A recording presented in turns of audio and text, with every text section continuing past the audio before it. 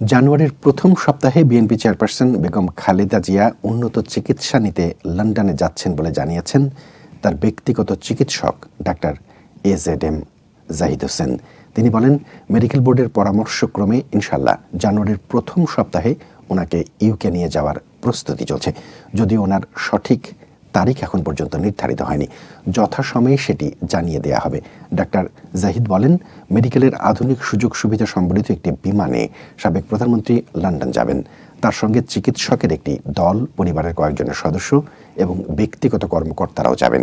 BNP chairperson প্রথমে যুক্তরাজ্যের লন্ডনে যাবেন তার ছেলে বিএনপির ভারপ্রাপ্ত চেয়ারম্যান তারেক রহমানের কাছে। সেখানে কয়েকদিন অবস্থানের পর যুক্তরাষ্ট্র যাবেন লিভার জটিলতার চিকিৎসার জন্য। খালেদা জিয়ার চিকিৎসকরা বলছেন, যুক্তরাষ্ট্রের বাল্টিমোরে বিশ্বখ্যাত জনস হপকিন্স বিশ্ববিদ্যালয় হসপিটালে চিকিৎসা নেবেন বেগম খালেদা জিয়া। ৭৯ বছর বয়সী সাবেক প্রধানমন্ত্রী লিভার সিরোসিস, হৃদরোগ, ফুসফুস, আর্থাইটিস, কিডনি, ডায়াবেটিস সহ বিভিন্ন জটিলতায় ভুগছেন।